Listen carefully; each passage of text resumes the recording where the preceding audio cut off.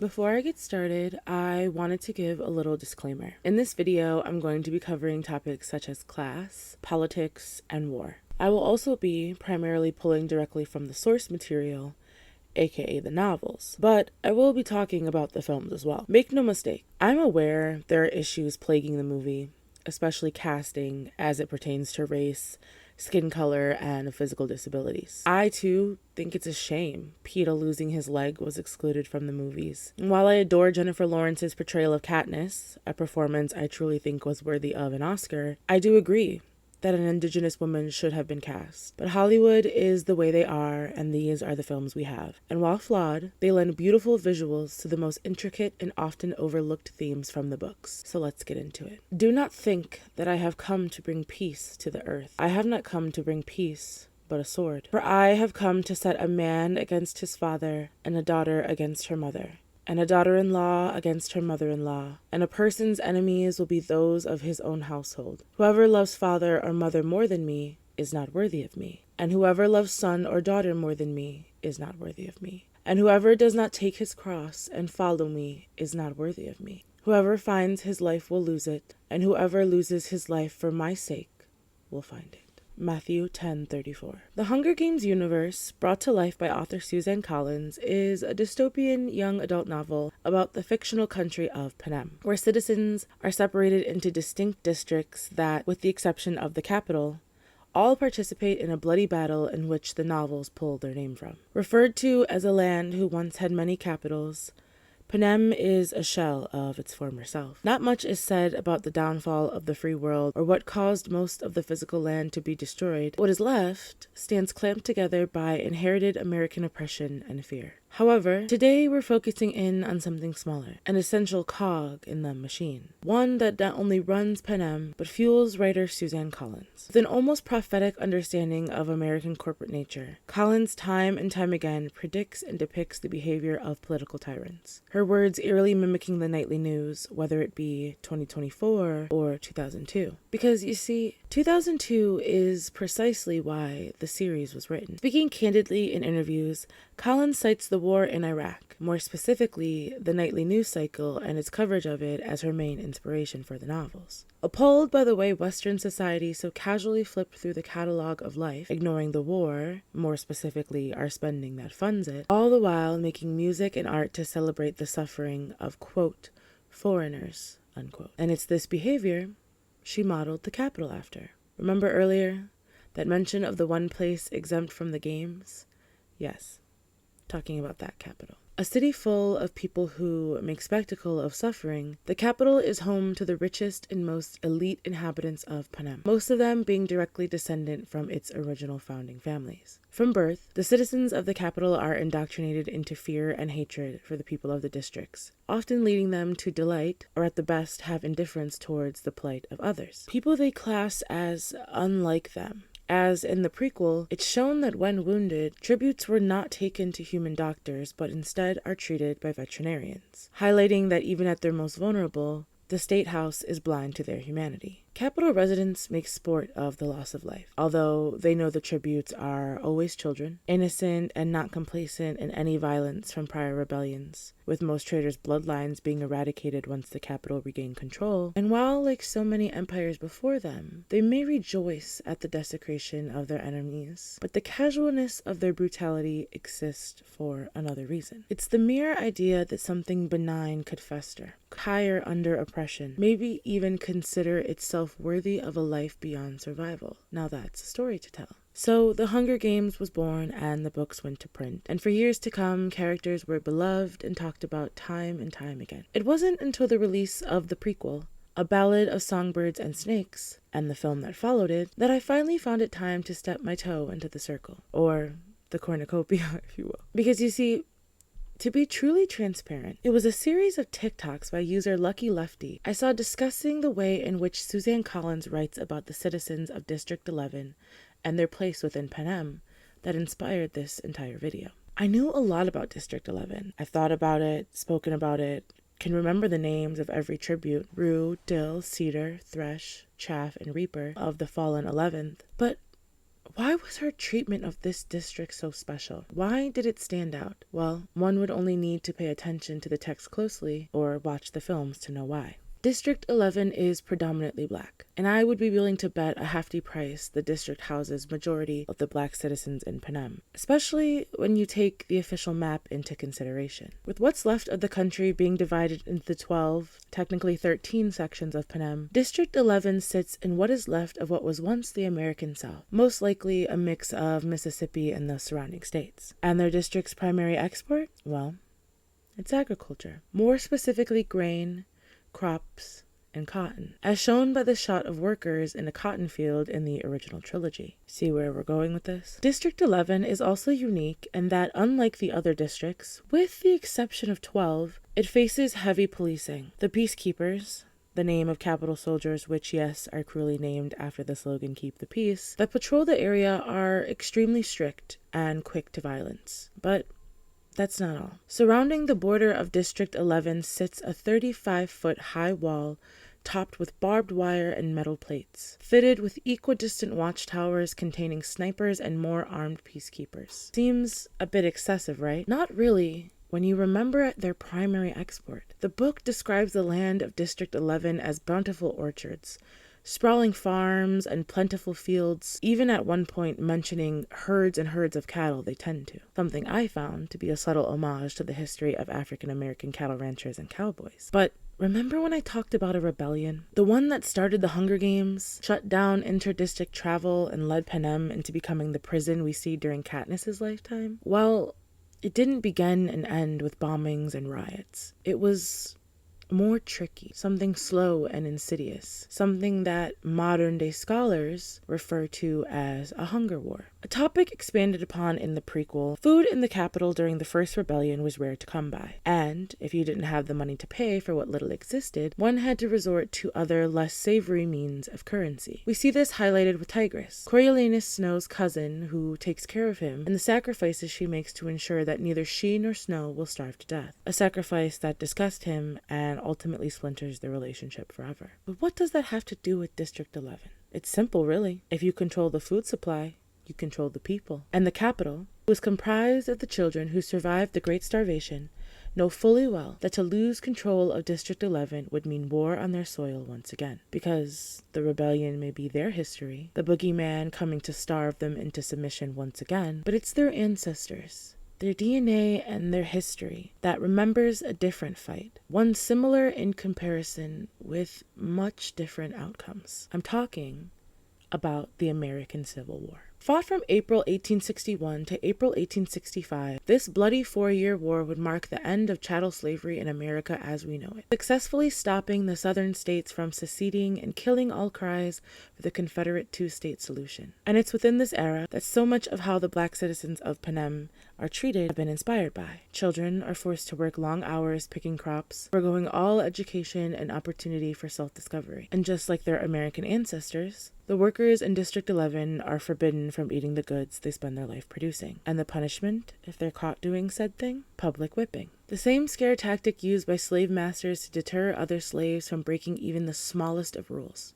And it doesn't stop there. As Rue tells a story of a time a peacekeeper shot a small mentally disabled child for trying to keep a pair of night vision goggles as a toy. As during peak harvest, kids in District 11 work well into the night picking crops, using said goggles to see. What does this remind you of? Turn on the American news circuit in the year 2012 and you'll see Trayvon Martin.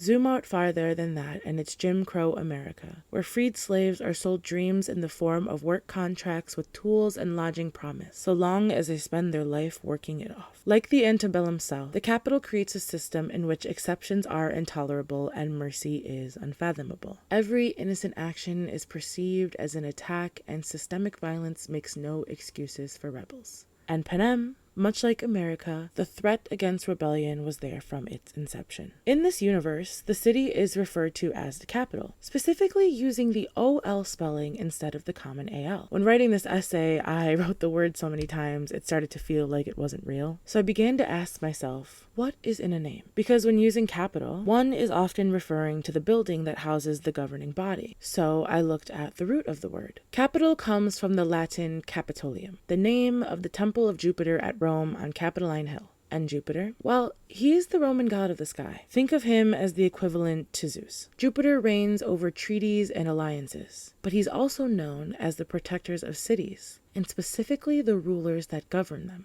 But it's in how he achieved that status that we find the answer to our clue. You see, Lucius Tarquinian Superbus, the last king of Rome, had the temple built in dedication to Jupiter's defeat of Saturn, the Roman god of agriculture. It makes sense the capital, who almost starved into extinction, would overpolice the one district that had the option to truly revolt. Because you can't fight a war you didn't know was being waged. Let's say District 11 infected the food before it got sent. If they gave the cows a disease, maybe something like rabies, which had previously ravaged the districts and at one time the capital, well, then they're in big trouble. Because if capital citizens aren't safe from harm, then there is no Panem. And if citizens of the capital are foaming at the mouth and dropping dead, emaciated and agitated, angry and blaming the system, they become no different than the deranged animals of the district and are exposed for who they truly are, rabid dogs masquerading as show ponies. So for this reason, District 11 must suffer. And when the establishment suffers, the individual can never thrive, which is where we meet our tributes. Working in reverse order, let's first focus on Rue and Thresh, the initial tributes from District 11 to capture our hearts. And if we're talking about Black culture,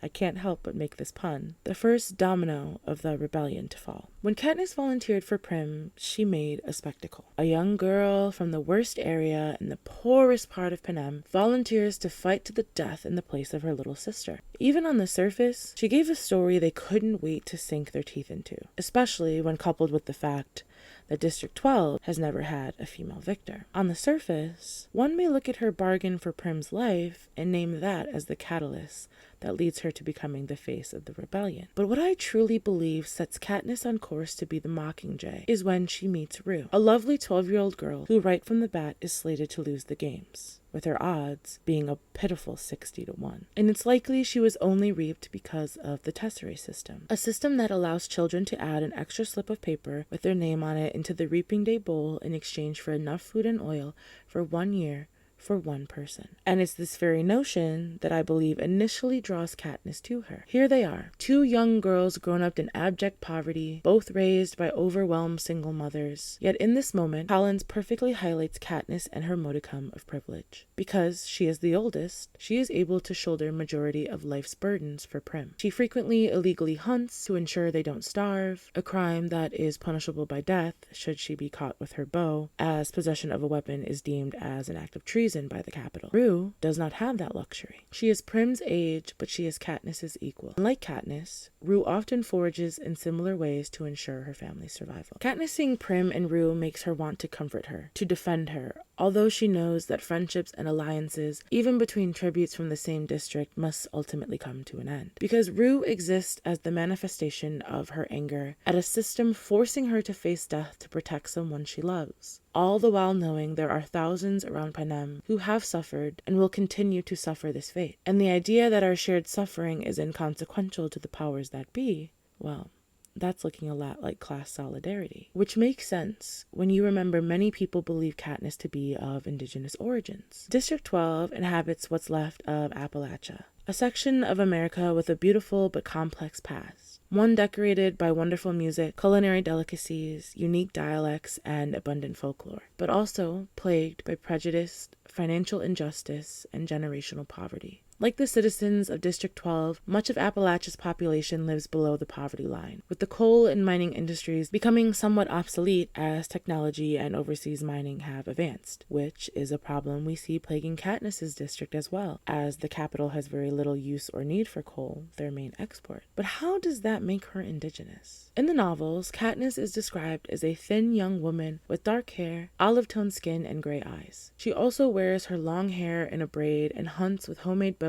and arrows in the forest. Somewhat ambiguous and surface-level coding. But she also shares legends and stories by song, a practice that is said to be popular among her father's people, the people of the Seam. And it's there in which the context of America bleeds back into Panem, because it's in the distinction between the merchants of District 12 and the people of the Seam you find more clues to the hidden parts of Panem's past. I've frequently seen Katniss described as Melanesian, which from my understanding is, or was at one point, a derogatory term that describes the mixed-race descendants of Black, white, and indigenous Americans who live together in the outskirts of small mining towns, more specifically in Tennessee and Virginia, as well as Guinea, a name for the descendants of slaves or indigenous Americans who had children with Italian immigrants. Offensive and outdated terminology for minority communities is common throughout majority of America, and to understand why they call us these words is to understand bigotry at its core, and also, in some aspects, honor those of us who have been forgotten to time. As society has adapted a more uniform way of life, thousands of subcultures get renamed or erased, their unique dialects and heritage eroding with them. Which is why it's no mistake the book highlights early on that Katniss lives on the edge of town in the seam, and that even in the poorest of communities, her family is still punched down upon because of her skin color. The juxtaposition further highlighted when you look at Prim and you look at Katniss.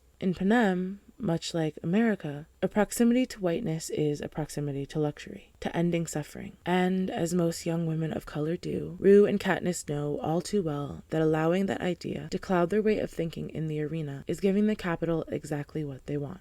So they rebuke it. It's Rue that helps Katniss when they're stuck in the tree. It's her idea to drop the Tracker-Jacker nest, a deadly mutation she's unfortunately familiar with, as it states in the book that they make nests among the fruit trees Rue works in. Because while Katniss may look at Rue and see Prim, Rue looks at Katniss and sees hope, sees motivation. That she too could be the strong big sister who defies the Capitol and what it believes her to be capable of. This idea is only further solidified when Rue sees Katniss wearing a small golden pin adorned with a bird, a mockingjay. Bird that she sings to every night, allowing them to echo the note and signal to the others that the work is done. And there is America again. Whistle while you work. Slaves in the kitchen making food for their masters they aren't allowed to touch must whistle so that we know you haven't dared sustain yourself on the ambrosia God has bestowed upon us. Appalachia. Whistle while you work so that we know you are alive in the mines and tunnels that aren't safe. Whistle while you work. No longer can you sing songs in your native indigenous tongue. Residential schools only allow Christian hymns. In the book, Rue lasts 9 whole days before she is taken down in front of Katniss by a career.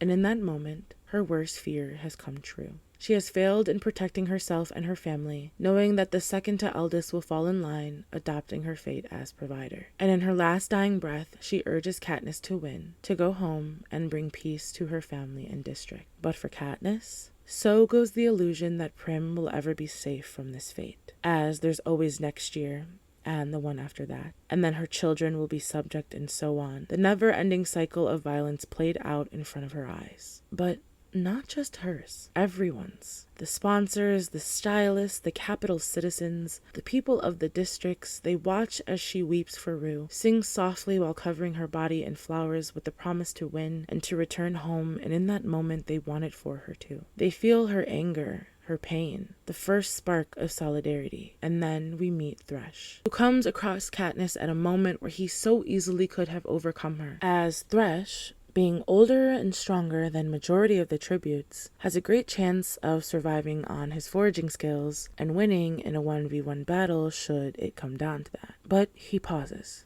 and then he spares her, and in doing so lets her know just this one time for Rue. And boom, the second domino fell. Because if Thresh won't kill Katniss, if he did it for Rue, then he must have been willing to sacrifice himself for her too. Let's say it came down to Rue and Thresh. Could he have waited till it was the two of them and silently took her out? Absolutely. And who could blame him? Thresh is 17. The last viable reaping age. If he wins the games, not only does he get to live in the victor's village, his family gets to come with him and escape poverty until his death long in the future. In being that he is an only child, his survival ensures that his family successfully evades the Capitol's cruelest vengeance. He lives on to be a beacon of hope for his district, and while it's a cruel job indeed, will mentor dozens of children as he was, likely leading many of them to victory. And in a world that values spectacle above all else, would that bring more attention or money to District 11? Would the Capitol start to care the way America does when black men become pro-athletes? When they excel in spite of the physical and cultural blockades the institution sets before them and exist as entertainment? Thresh forgoes all of that potential solely because Katniss honored the humanity in Rue. It's not hard to bet his life would have been his final sacrifice. But then he dies. And once again, the world has all eyes on the righteousness of the citizens of District 11. Of the little girl who remains pure and innocent, who wasn't an adult or too grown. She was sweet and wore bows, and she deserved better than the world had to offer her. And then Thresh. Big and intimidating, he sat silent and stoic during his interviews, refusing to succumb to their ideas of him. During the melee at the cornucopia, he only draws blood because he is attacked. He spends the games hiding in the wheat field and again only takes a life when Clove brags about what happened to Rue. Thresh is someone who valued life over the potential of personal gain, so much so that he refused to trade one life for the betterment of his people, as he understood what type of impact making those choices can have on you. Each time he is forced into violence, it's a situation of the capital's making, perfectly highlighting the villainization of black men at the hands of a system who forces them to lash out. The same can be said for his death. Unlike his counterparts, Thresh isn't killed by fellow tributes. He loses his life when the game maker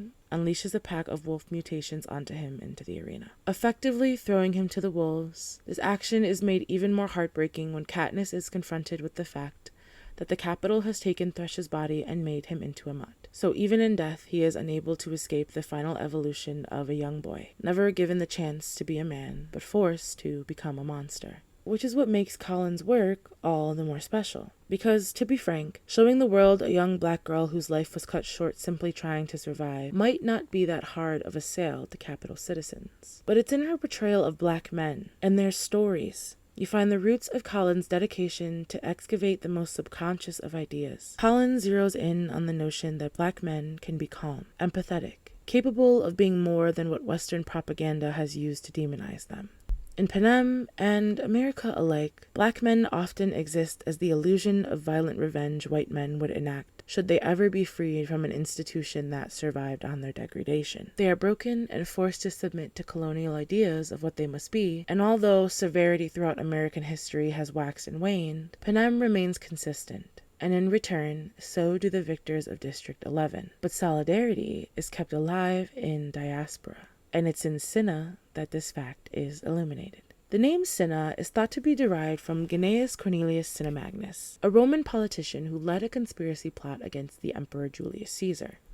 And although their plot proved to be unsuccessful, and Cinna Magnus and his co-conspirators were arrested, they aren't punished. In fact, they are granted a full pardon by Caesar, with Cinna going on to be one of the emperor's most trusted advisors for years to come. Isn't that interesting? The idea that a betrayer could be redeemed. Well, that's the crux of our Cinna's existence. When we meet him, we find out that the 74th Hunger Games is his first year as a stylist. And while typically assigned to poorer districts as entry-level designers, Cinna's popularity gives him the pick of the bunch, and he specifically requests District 12. But not much else is known about him outside of the time he spends with Katniss. So I decided to keep digging. When we first meet Cinna, we are told that he's not quite like the rest of the officials. Although it's noted he has a slight capital accent, Cinna sticks out in major ways, if one only pays attention. Instead of bright colors or furs, his style is much more militant in comparison, with him opting to wear sleek, all-black outfits, oftentimes consisting of plain tops and cargos. His hair is also kept in a neat short cut, and if not for the gold eyeliner that adorned his face, Cinna would look more peacekeeper than stylist. But it's more than that. He frequently expresses his distaste for gluttony and greed, so much so that one of the first things he says to Katniss after meeting her is how despicable we must be to you.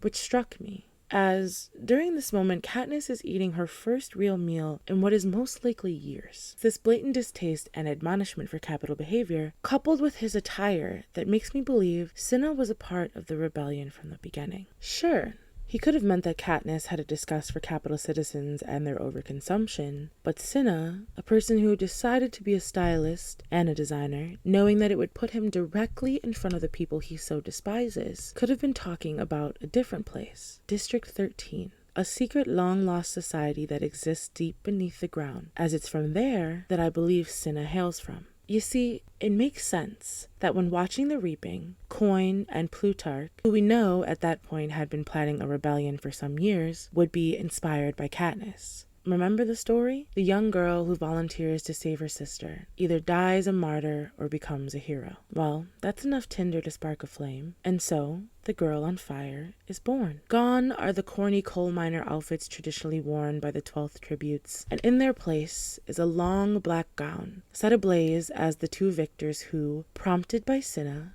proceed to hold hands. Something Hamish Abernathy, Katniss's mentor and friend, refers to as the perfect act of rebellion. And it's Cinna that adorns Katniss with the Mockingjay pin right before she launches into the arena for the first time. As he notes, the token barely made it past the game makers, with it almost being deemed a weapon. But if Cinna is a plant, if he's prepping Katniss for something long before she could ever agree, how could he be a good guy? Wasn't he just another cog in the industrialist machine? The answer comes after the Cour de Quell. When styling her for the second time, Cinna adorns Katniss in a wedding dress that transforms into a mockingjay, a symbol which at that point in the story had become synonymous with rebellion. And it's a risky move, one that leads Katniss to express worry he might face retribution. And to that he says, "Don't worry, I always channel my emotions into my work.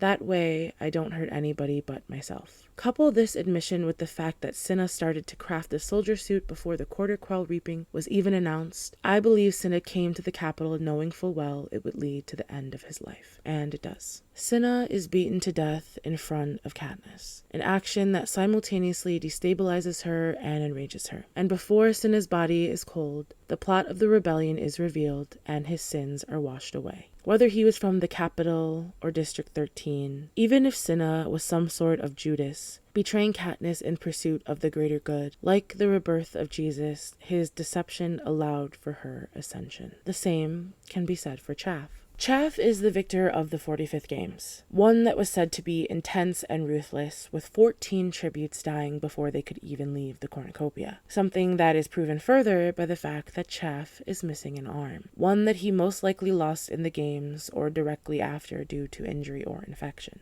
Despite his jovial demeanor, he's frequently referred to as hot-headed, someone who can't walk away from a fight, which makes sense when you consider the fact that Chaff most likely won his games by brute force while bleeding out, earning him a distinct capital reputation, and he knows it, which is why he refuses to allow the capital doctors to provide him with a prosthetic when he returns to his district. Eerily mirroring ruined Katniss, Chaff also shares a friendship and fondness with Hamish, both of whom suffer from alcoholism as a result of what they witnessed in the arena. During his interview with Caesar Flickerman, Chaff openly states his dissatisfaction with the reaping, distinctly noting that President Snow could stop this from happening, but, quote, he won't because he doesn't think anyone cares. And it's that statement that pinpoints how intelligent Chaff truly is. 'Cause sure, he could have meant no one cares that siblings or disabled elderly people were reaped, but it's more than that. In this moment, Chaff is highlighting the hypocrisy of the capital. Snow, someone who is enraged by the shirking of his system, effectively proves to the citizens of the district that even if you play the game and win, you will never be safe, so there is no reason to comply. But he doesn't see that. His own ego is blinding. And when the victors hold hands and raise solidarity, it's Chaff who is the first to grab Katniss's hand on stage. Another minor yet crucial moment for the rebellion. Once they're in the arena, little is known about his actions or whereabouts. Going through what I'm sure is intense withdrawal while also being older and disabled, it could be safe to say that he hid, hoping to wait the games out and go back to the village. But I think it's more than that. Chaff dies at the hands of Brutus, a career tribute he seemingly comes upon at random. But you know who else is there? Peeta. And if I were a betting woman,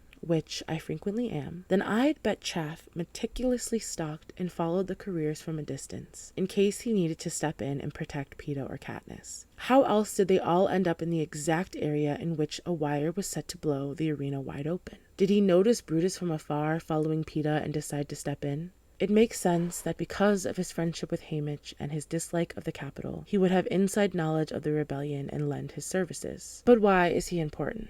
Again, it's in his name I find the ace up Colin's sleeve. Like all District 11 tributes, Chaff's name pulls its source from agriculture, as Chaff refers to the outer hull of the grain that is removed during the final part of the refining process. And it makes sense. considering he becomes the last tribute to die before the arena is blown and the true rebellion begins. In his sacrifice, Chaff joins the long list of soldiers that sharpen the Mockingjay into a blade. And it's not just the victors Collins bestows this honor upon. Like the black citizens of Panem who existed before the likes of Plutarch and President Coin. Specifically, the elderly black man of District 11 who saluted Katniss during the Victor's Tour. An elderly man who knows that even if he lives long enough to see a free system, he will only exist in the growing pains. So instead, he defies fascism with bravery and shows the world the true brutality of the Capitol. More importantly, shows Katniss. Make no mistake, he knows her ability to change the world. It's almost as if he smells it on the air, soft like his whistle. The most impactful part of this story being, we are never given his name. And he's not the only fallen 11th. The names of those lost we do have come from the Victor's Purge, where the prior victors of District 11 were lined up and executed. The reason for this being that alongside District 8, 11 was once again the first to rebel. But there's one person we haven't covered, one of Panem's lost boys, and his name is Reaper. Reaper is part of the notorious 10th Hunger Games, the one that introduces us to Lucy Gray and the one that was immediately erased from history. And along with it, his gentle defiance in the face of depravity. Much like Thresh, Reaper is big and imposing. Amongst the oldest and strongest of the tributes, he actually apologizes to them for eventually having to end their lives while in the game. But he promises that upon his win, he will take revenge against the Capitol. And he does exactly that. You see, Reaper doesn't actually kill anyone inside the arena like his earlier promise stated. Instead, he spends the majority of his time perched in a box, watching as those around him participate in the battle. It's not until the death of his district partner Dill that Reaper starts to enact his revenge. Dill, much like Rue, is a small and frail girl who has tuberculosis, and ultimately succumbs to it in the games. When he comes upon her barely conscious, Reaper carries her out of the tunnel and into the sunlight as she takes her final breath. From that moment, he spends the entire games building a makeshift morgue, collecting the bodies of fallen tributes and covering them with torn pieces of the flag of Panem. Reaper's makeshift soldier's burial is heart-wrenching, and in this moment he is the true personification of his name. The angel of death come to give dignity to the fallen in their time of need, with him even at one point wrapping the tattered flag around his shoulders like a reaper's robe. But his name has two meanings, just as his revenge did, because you reap what you sow. And after he has lain down Wovi, a small mentally disabled tribute from District 8, there's that class solidarity again, Reaper turns to the camera, the bodies of the martyred behind him, and screams, "Are you going to punish me now?" And in that moment, he has completed his initial mission. Reaper will not allow the Capitol nor its citizens to place blame on the tributes. He forces them not only to humanize, but to empathize with scared children who just wanted to go home. And he's also challenging them, because at this point in the game, only he and Lucy Gray are left. He knows there is no chance she beats him in hand-to-hand combat, meaning the victor of the 10th games will have spent his entire time in the arena defying the Capitol in every sense of the word. Reaper is genuinely fearful of life after his Pyrrhic victory, but unfortunately, he does not win. Remember what I said earlier about the apology he made? Directly after he finishes his statement, another tribute spits in his eye. And it's this minor interaction that Lucy Gray uses to convince herself that Reaper has rabies. In the book, exhausted and starving, Reaper is taunted by Lucy Gray as she desecrates her fellow tributes. He is devastated as she throws pieces of the flag around, revealing their lifeless faces. Yet, instead of attacking her to end the suffering, he collapses, and in a moment of exhaustion, drinks from a puddle of water previously poisoned by Lucy. And it's not swift. Reaper takes nearly an hour to succumb to the effects of the poison, and as Lucy checks his pulse and closes his eyes, she also seals his fate. And there's Thresh again, unwilling to hurt those he could so easily do, refuses to see pawns where the Capitol has placed people. But his movie ending is most important. After defying the Capitol and refusing their food and water, Reaper sits stoically as a swarm of mutated snakes engulf his body. Refusing to cry or scream, Reaper's last breath denies the Capitol of everything they insist the games exist for, choosing instead to accept his fate with dignity and grace. And it's in his sacrifice a Messiah is born. The games allow the citizens of the Capitol to evade the shame of their own sin, making heretics out of anyone who dare question their decisions and desires. But Reaper exists as a deus ex machina. Because if Panem is the cross he must be nailed to, it's the other districts he offers salvation, Like the torn bits of fabric adorned on the ghost of their children's future, Reaper's final message is crystal clear. Forgive us, for we know not what we do.